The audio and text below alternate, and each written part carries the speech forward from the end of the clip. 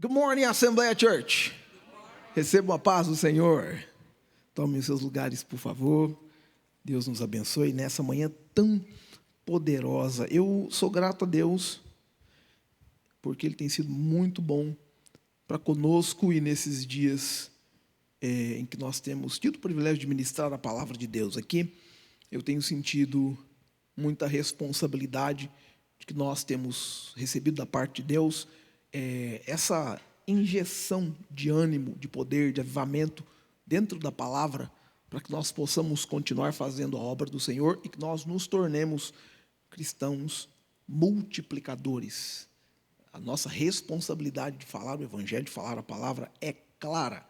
Mas para isso nós precisamos estar em conexão com Deus para que Ele nos ajude a fazer isso de maneira cada vez mais efetiva.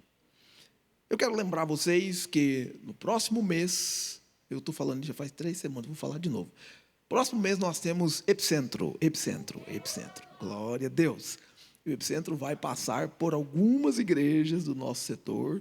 O Espírito Santo já nos deu uma ideia de onde nós poderemos ir. E nós estamos já começando os nossos preparativos. E depois nós vamos concluir estes dias de avivamento, de busca, de oração com os nossos jovens em todo o setor. Nós vamos concluir aqui na nossa igreja sede, como nós fizemos no início deste ano. E se você participou dessa experiência, você pode testificar que foi uma bênção para todos nós. Nós somos edificados, nós somos tocados por Deus e movidos. E para isso, eu quero começar uma série muito importante que vai durar toda essa saga até que nós iniciemos o Epicentro. E nós vamos falar sobre a oração. A mensagem de hoje fala sobre o poder da oração. O poder da oração. Nós vamos ler 1 Tessalonicenses 5,17, que é um verso muito curtinho, como base para essa exposição. É muito breve, mas é necessário para nós. Depois nós vamos fazer um exercício de oração. Amém? 1 Tessalonicenses é uma carta que Paulo escreveu para a igreja de Tessalônica. E no final do capítulo, ele dá uma sequência de exortações muito curtas. E entre essas exortações está a fala icônica de Paulo no verso 17. Ele diz assim: orai sem cessar. É isso que Paulo diz. 1 Tessalonicenses 5,17. Orai sem cessar. Paulo está instruindo a igreja que a oração que nós fazemos não tem fim. Orem sem parar. Aí surge a pergunta: pastor, eu levanto 6 da manhã para me arrumar para o trabalho, eu pego o metrô, eu faço toda uma via sacra, e Paulo vem com essa história, orai sem cessar. Eu tenho 1 hora de almoço corrida, e como é que eu faço? Eu chego do trabalho, eu vou do trabalho para a faculdade, e Paulo quer essa história, orar sem cessar. Não dá não, pastor. Eu tenho uma sequência de atividades diárias que acontecem. Eu levanto cedo, eu vou para o meu trabalho, eu tenho um grupo que eu sou gerente desse grupo, que eu manejo, que eu resolvo situações, problemas, complicações o tempo todo. Como é que eu vou parar essa atividade aí e eu vou... Opa, peraí. Amantíssimo Deus e eterno Pai, dobra o joelho. Pastor, como é que... Não, como é que a gente faz? O que Paulo está querendo dizer é que esta oração ininterrupta, essa oração que acontece sem cessar, ela não é uma oração demonstrada fisicamente. Não há necessidade de dobrar os joelhos para fazer essa oração. Não há necessidade de levantar a voz e as mãos e buscar, traga aí o óleo da unção que eu vou passar em todo esse povo, isso está me dando trabalho, se você vem aqui e toma óleo. Não. É aqui dentro. Essa oração acontece o tempo todo aqui. Eu estou em uma atitude de oração. Meus pensamentos estão voltados a Deus, nas circunstâncias que eu atravesso no meu dia a dia. Tudo que está acontecendo, eu estou apresentando a Deus imediatamente. Eu não vou esperar acabar o dia para fazer uma oração específica sobre aquilo, porque essa oração onde a gente entra no quarto, fecha a porta, que Jesus ensinou lá em Mateus, o capítulo 6, essa oração é uma oração de propósito. E a oração que Paulo está instruindo a gente a fazer é uma oração de continuidade. constantemente em uma atitude de oração. E quando a gente faz isso, nós vamos experimentar o que Jesus experimentou. Em São Lucas, lá no capítulo 18, tem uma situação que os discípulos foram expulsar o demônio de um menino e deu muito trabalho. O menino estava possesso pelo mal e o menino, ninguém curou o menino. Ninguém deu jeito na situação, foi difícil. E pega o menino vira para lá, para cá, uma poeira levantando, uma luta travada, e ninguém dava certo. Aí Jesus chegou e disse, sai dele. E na hora o menino ficou liberto do mal. Aí os discípulos, depois, com a cara lavada, vieram para Jesus. Jesus, por que a gente não conseguiu expulsar este mal do menino? Jesus falou, essa casta de demônios só sai depois de vocês terem orado e jejuado. Para a gente, a tradução fica no pretérito, né? Mas a língua grega original, a sugestão mais simples de tradução é, estes demônios só saem enquanto vocês estão orando e jejuando. Não é agora eu orar e jejuar. Não. Uma vida de jejum e de oração, uma vida de consagração, uma atitude de oração constante me leva a ter autoridade e poder para expulsar o mal de onde quer que ele esteja. E o tema central da nossa vida cristã, a partir da fé, é a oração. A oração é uma ponte que nos conecta diretamente com o Pai e ela nos permite compartilhar com Deus nossas alegrias, porque em oração a gente fala, Senhor, eu estou alegre, muito obrigado. As nossas tristezas, Senhor, eu estou muito chateado, me ajuda. As nossas necessidades, Senhor, eu estou com um problema bem aqui, o Senhor pode fazer a gentileza de aparecer nessa causa, porque eu não vou dar conta sozinho. E quando nós fazemos isso, através da oração, nós fortalecemos nossa comunhão e nossa comunicação com Deus. Ninguém é merecedor de ouvir os nossos problemas depois de Deus. É como se a gente estivesse colocando Deus em segundo plano. Eu conto para todo mundo o que está acontecendo comigo. Fulano, você não sabe o que aconteceu. Ciclano, você não viu. Posto a minha vida e digo, gente, olha aqui. E depois de todo esse povo estar informado, eu resolvo. Nossa, era bom fazer oração, né? Olha, Senhor, eu já contei para todo mundo, então agora eu estou aqui. Deus é o primeiro que precisa ouvir o que se passa dentro do meu coração. Deus é o primeiro que precisa ouvir as minhas orações. Em Gênesis, após a criação, Deus se comunicava com o homem constantemente. Não havia um processo de oração, um momento de oração. Não, era comunicação. Era uma conversa diária que acontecia. Deus conversava com Adão e com sua esposa Eva. Eles batiam um papo com Deus. E esse é o princípio da oração. Depois que o pecado acontece, a oração é interrompida até o quarto filho de Adão começar a orar e a falar com Deus de novo. Como é que a gente fica por 4 gerações, 4 filhos? O quarto filho de Adão foi o que começou a orar, o menino chamado Sete. Ele começou a orar. É impossível viver sem comunicação com Deus. E essa comunicação, eu volto a dizer, ela é diária e ela é contínua. Eu vou citar 3 exemplos de oração para a gente aqui, em 3 personagens bíblicos.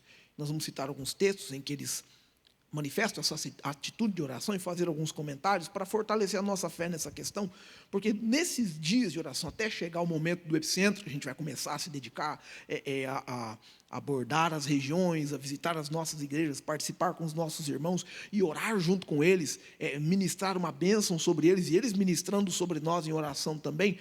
Essa preparação precisa ser muito clara e proposital dentro da gente. Posso ouvir um amém? Vamos lá, primeiro personagem, Jó, a oração na aflição. Jó é um grande personagem.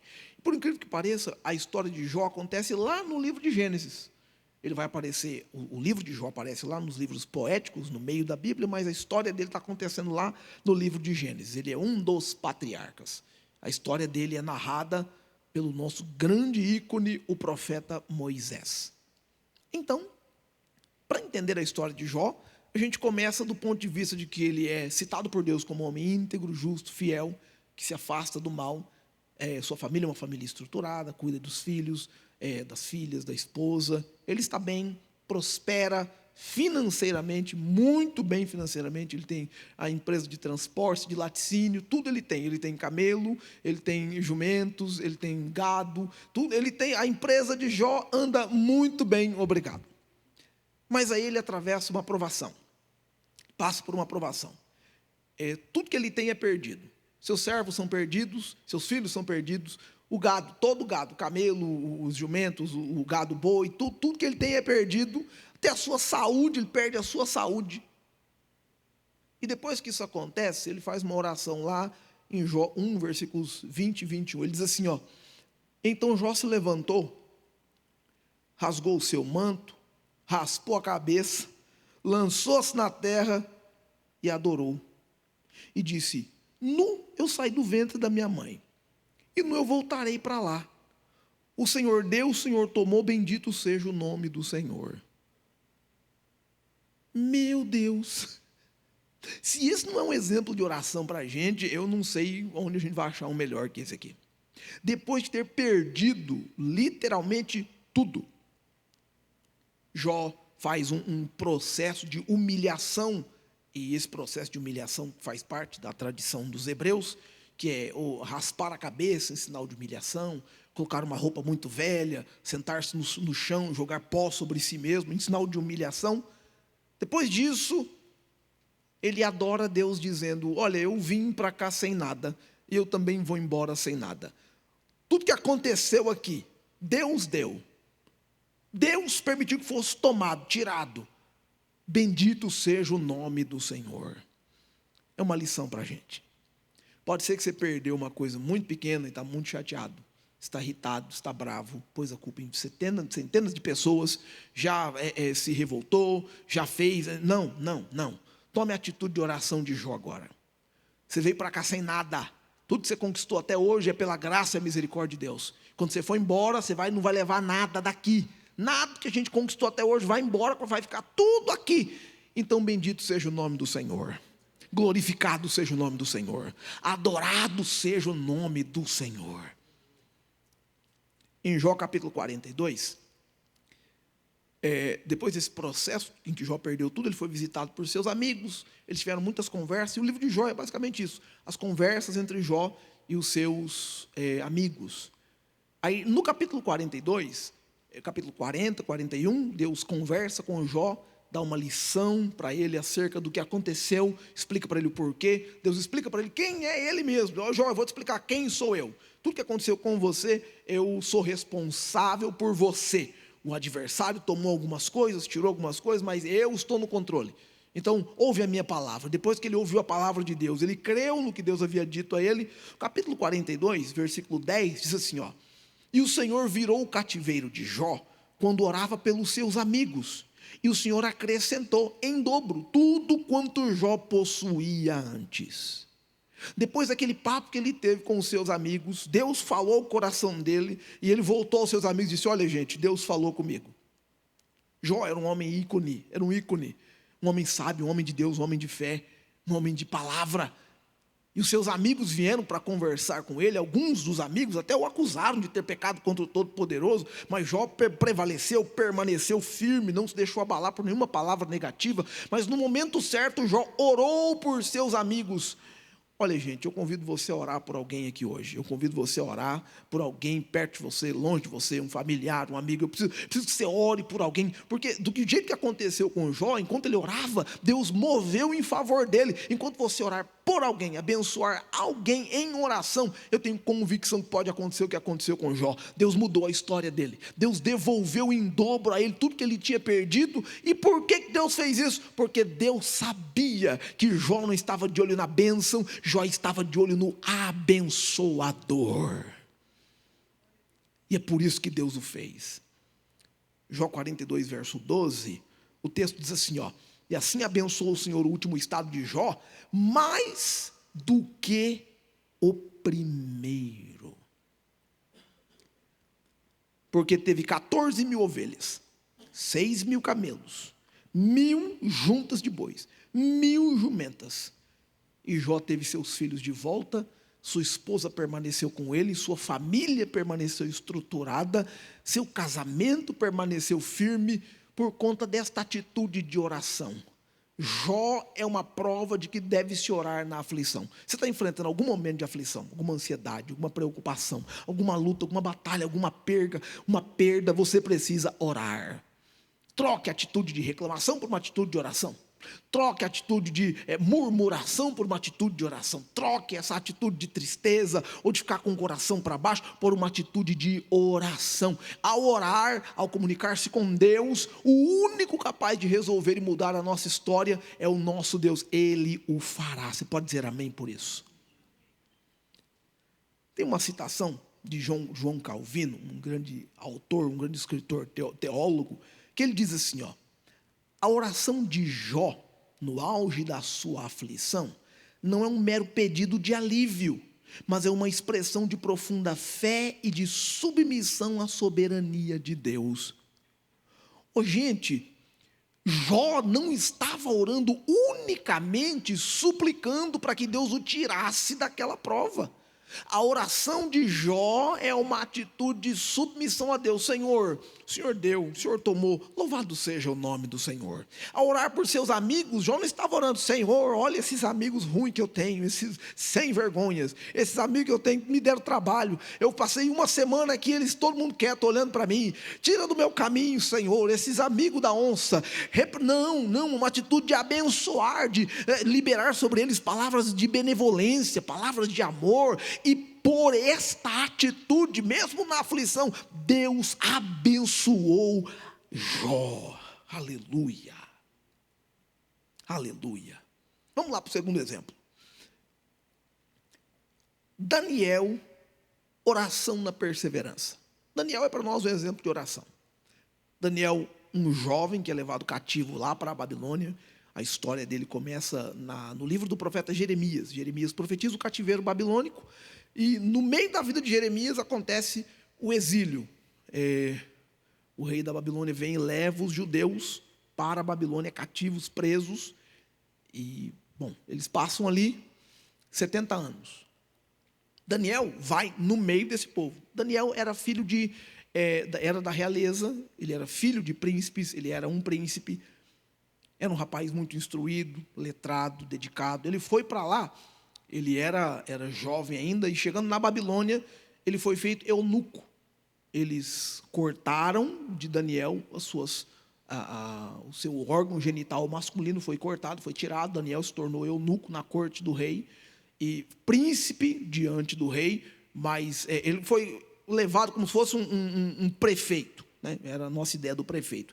Ele tinha responsabilidade por uma certa quantidade de pessoas, e ele foi treinado na corte babilônica, ele aprendeu a língua, o indo-babilônico, ele tinha lá suas responsabilidades. Mesmo assim, estando na Babilônia, falando a língua dos babilônicos, usando a roupa dos babilônicos, tendo que se converter à cultura babilônica, sendo líder entre os hebreus. Então ele era o líder de um certo grupo, ele reportava daquele grupo para o rei da Babilônia. Mesmo nessas condições, Daniel não deixou de orar ao Deus verdadeiro. Ele perde a língua, perde a cultura, perde o templo, perde a oração, lá na capital, Jerusalém, a peregrinação anual de celebrar a Deus, fazer o sacrifício no tabernáculo, apresentar lá uma oferta a Deus, participar da sinagoga semanalmente, perdeu tudo isso. Mas Daniel não deixou de orar ao Deus verdadeiro. O texto diz para a gente, Daniel 6, verso 10, Daniel, pois, quando soube que a escritura estava assinada, entrou em sua casa. Ora, havia no seu quarto janelas abertas para o lado de Jerusalém, e 3 vezes no dia se punha de joelhos e orava, e dava graças diante do seu Deus, como também antes costumava fazer. Esse caso aqui é o caso que os inimigos de Daniel à volta dele tentaram achar algo para incriminá-lo. Como Daniel andava na linha direitinho, não tinha como incriminar Daniel.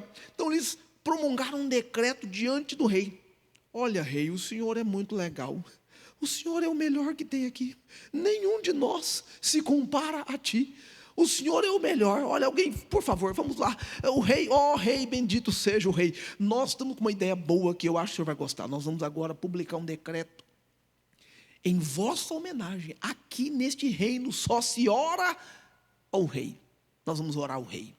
Vai orar quem? Não, é o rei. Ora em nome do rei, para o rei, pelo rei. Tudo que se ora aqui é pelo rei. E o rei ficou muito emocionado. Gente, vocês são muito legais. Olha, eu estou aqui muito feliz por esse decreto. Só que o decreto tinha um duplo sentido. Porque o decreto proibia que se orasse a qualquer outro Deus. O decreto foi assinado pelo rei.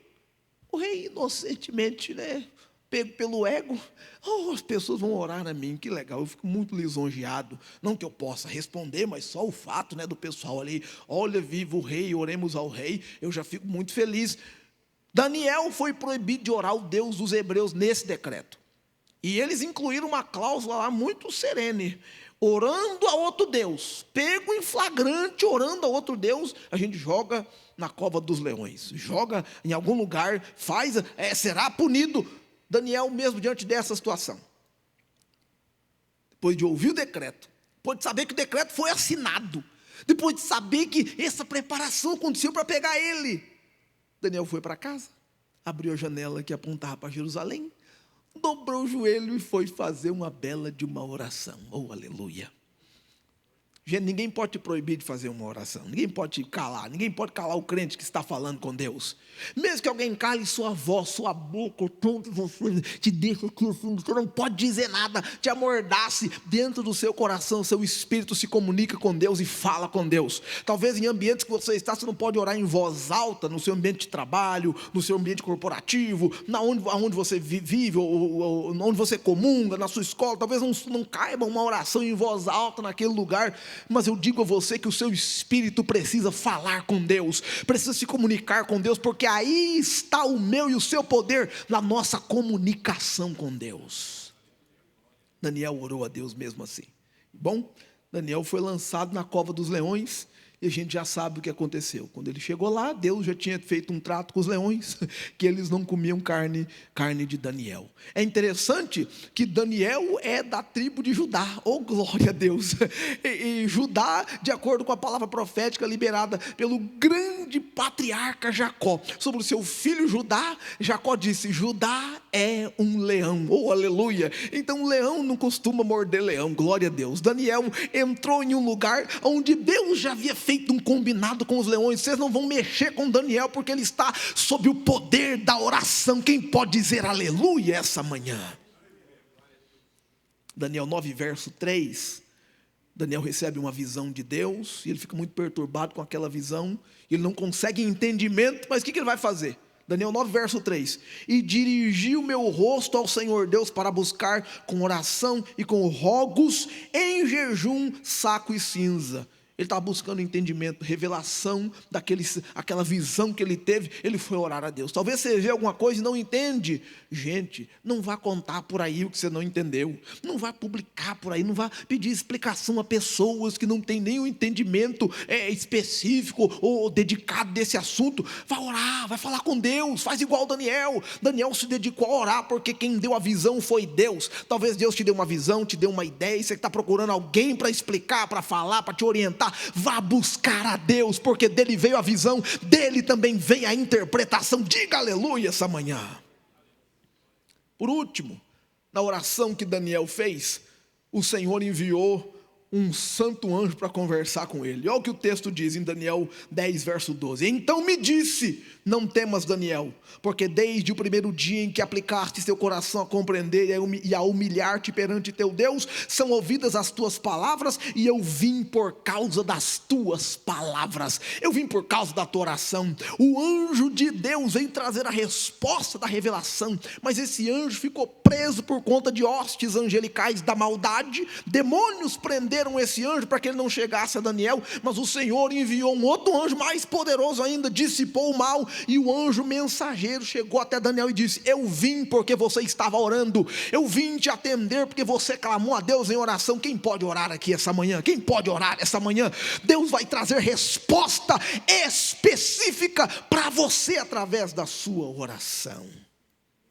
Um autor chamado Charles Spurgeon, Um grande pregador do século XVIII diz assim em uma das suas frases: a oração persistente de Daniel não era meramente uma rotina religiosa, mas uma expressão do seu relacionamento íntimo e contínuo com Deus. Daniel não estava orando por conta do susto de ter uma visão e não entender, ele estava orando porque era de costume, ele estava acostumado a falar com Deus sobre tudo e sobre qualquer coisa que acontecia no seu dia a dia. Toma a atitude de Daniel aqui essa manhã, essa atitude de oração na perseverança. Ore até Deus responder. Não respondeu ainda, continue orando. Ore até Deus fazer. Não fez ainda, continue orando, porque Ele responde, porque Ele faz. Diga aleluia aqui essa manhã. Nós vamos encerrar com o último personagem. Esse último personagem para mim é o mais icônico. Jesus, a oração como relacionamento com o Pai. Jesus é o ícone da oração, porque Jesus começa seu ministério em jejum e oração por 40 dias, e Jesus termina seu ministério em oração lá no Getsêmani por quase 3 horas de joelho, até o seu rosto, a sua pele sangrar de tanta agonia que ele estava sentindo, mas em vez de reclamar, Jesus estava em oração. Jesus começou em oração, Jesus concluiu em oração. O ministério terreno de Jesus foi cercado por oração, oração, oração, oração. Jesus estava em conexão, em comunhão com o Pai, em conversa com o Pai. Jesus é o nosso maior exemplo de uma vida de oração. Ele demonstra isso na prática. Jesus não dizia: olha, vai orar, vai orar. Eu tenho esse exemplo dos meus pais. Meu papai vira e mexe. Às vezes a gente acordava de madrugada, eu ia ir ao banheiro. Você acorda do nada assim, de madrugada, não sei. Eu sempre ouvia meu papai orando. Sempre ouvia meu papai orando de madrugada. Sempre, sempre, sempre. Ou na cozinha, ou ele ia na sala. Ele não orava muito no quarto, mas normalmente em outro canto da casa tinha o pastor Jeremias estava fazendo, não era uma oração longa, mas ele estava lá orando, burburando em oração.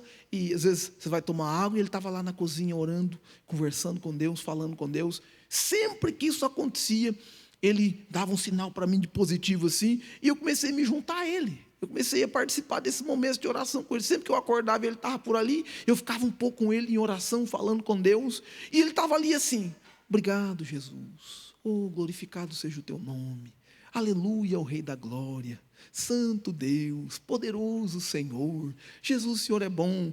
Ele não estava pedindo nada, ele não estava solicitando, requerendo, ele só estava ali entregando a Deus louvor e adoração de madrugada. Gente, isso é mais efetivo que você mandar um menino e orar. Vai orar, que esse negócio que você está sentindo é fora de oração, vai orar, tudo vai orar.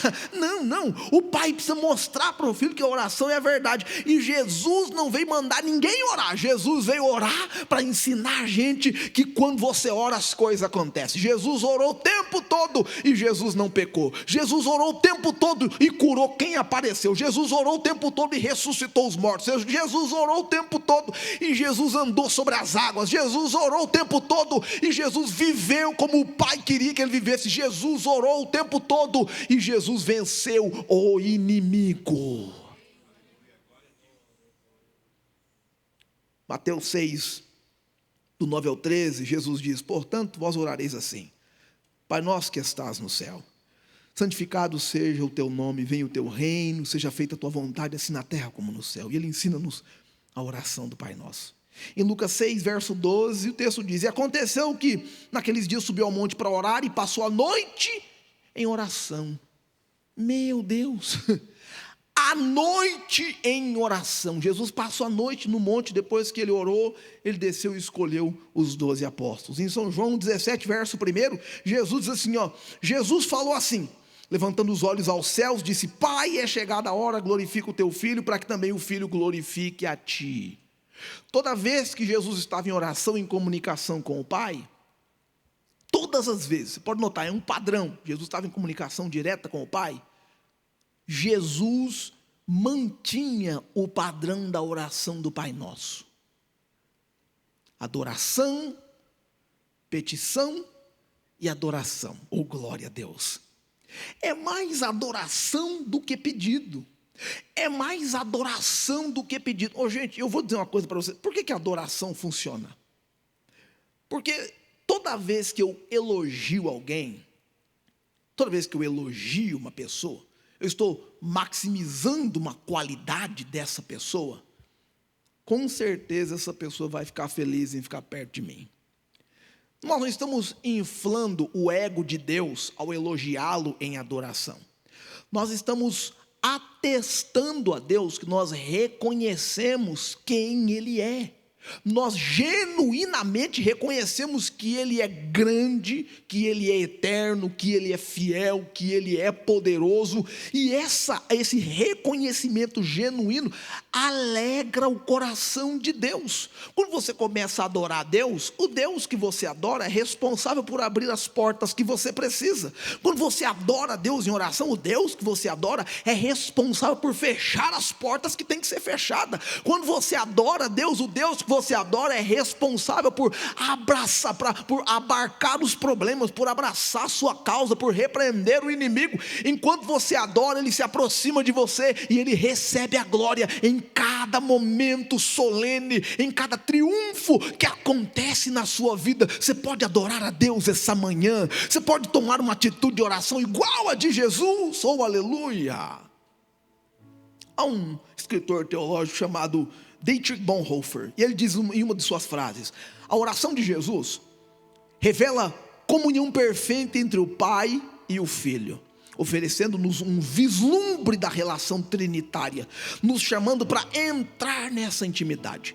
A oração nos coloca dentro do ciclo de amizade de Deus, do jeito que Deus se relaciona com o Filho com o Espírito, essa união da Trindade. Nesse relacionamento, na oração, você entra nesse ciclo de amizade, você faz parte dessa conexão com Deus. Você pode dizer amém por isso aqui essa manhã?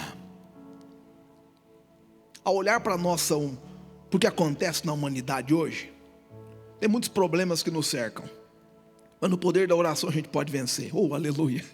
No poder da oração a gente pode vencer os problemas que estão à nossa volta. Quer ver só? Primeiro, ansiedade e estresse. A ansiedade e o estresse estão constantes no nosso dia a dia, mas eu venho dizer a você que no poder da oração a gente pode vencer. Olha o que diz Filipenses 4, versos 6 e 7. Não andeis ansiosos por coisa alguma, antes de tudo sejam vossos pedidos conhecidos diante de Deus pela oração e súplica com ação de graça, e a paz de Deus, que excede a todo entendimento, guardará os vossos corações e os vossos pensamentos em Cristo Jesus. Ansiedade, estresse, oração, oração, oração, oração, oração, oração. Você vai vencê-los em nome de Jesus pelo poder da oração.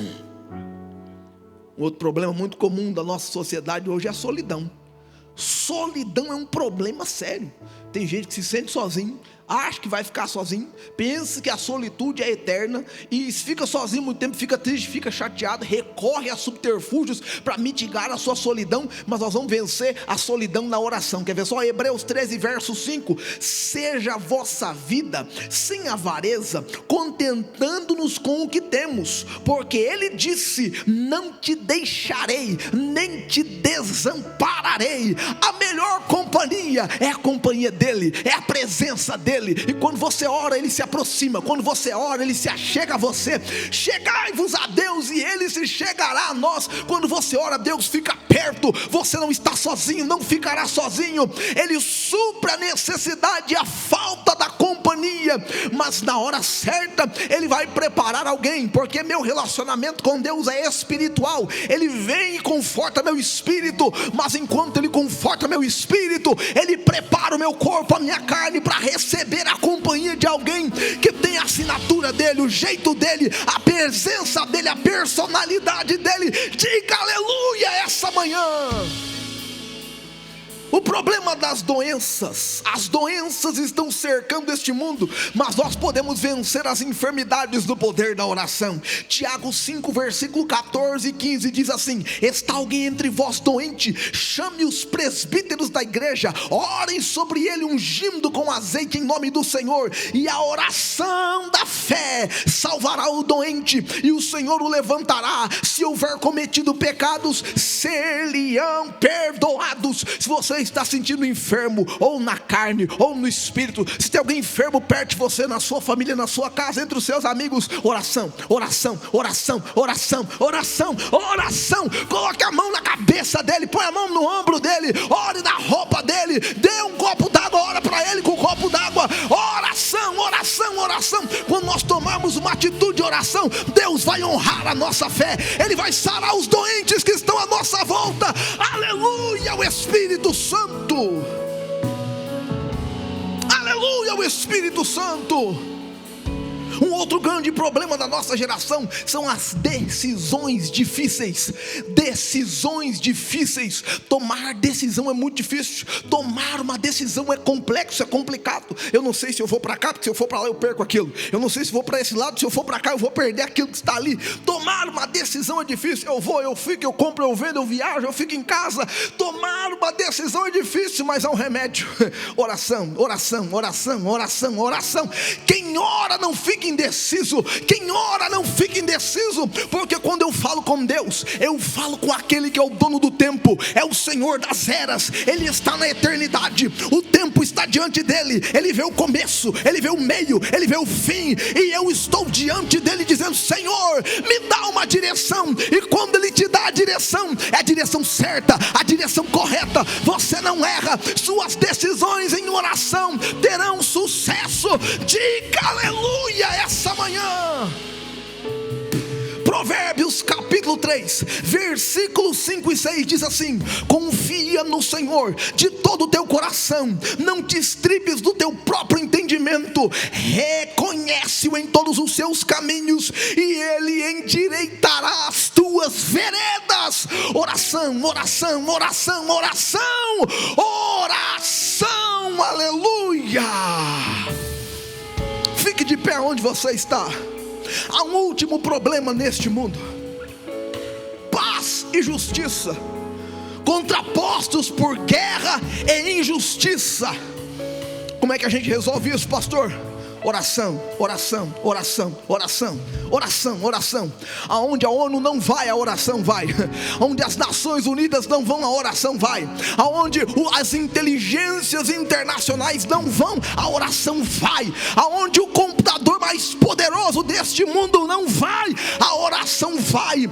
A gente ora e Deus põe as mãos. A gente ora e Deus nos usa para ser um alvo de justiça neste mundo. Você ora e Deus te usa para ser um pacificador. Oração, oração, oração, oração.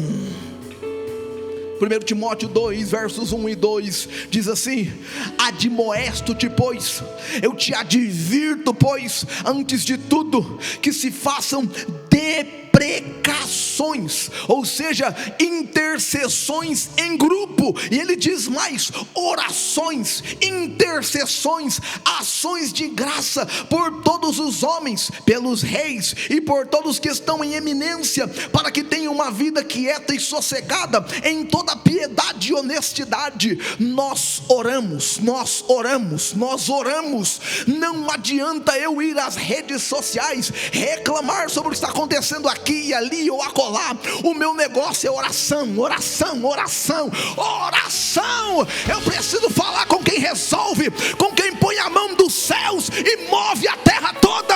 Eu preciso falar com Ele. Diga aleluia essa manhã. Aleluia, o Espírito Santo. Aleluia, o Espírito Santo. Levante as mãos aí onde você está. Senhor, nós estamos em uma atitude de oração aqui essa manhã. Nós recebemos teu incentivo, recebemos tua palavra, recebemos esta unção para orar, para interceder pelos problemas da nossa geração. Como Jó orava, nós queremos orar. Como Daniel orava, nós queremos orar. Como Jesus orava, nós queremos orar. E os problemas que cercam nossa geração, a ansiedade, o estresse, a solidão, as doenças, as decisões difíceis, a guerra e a incerteza de paz. Nós oramos agora, nós levantamos as mãos a Ti, que resolves todas as causas e problemas. Senhor, intervém em nosso favor, vem sobre nós, porque nós Te adoramos, nós Te consideramos digno, nós declaramos que o Senhor é merecedor dos louvores, da honra e da glória. Teu é o poder, Teu é o reino, Teu é o domínio. Senhor, toma essas causas, toma este problema, toma estas enfermidades, toma essas batalhas, toma em Suas mãos, toma em Suas mãos, toma em Suas mãos. Responde a oração do Teu povo, responde a oração do Teu povo. Nós queremos orar, nós queremos clamar, nós clamamos a Ti. Tu és o Rei da glória, Tu és o Rei da glória, Tu és o Rei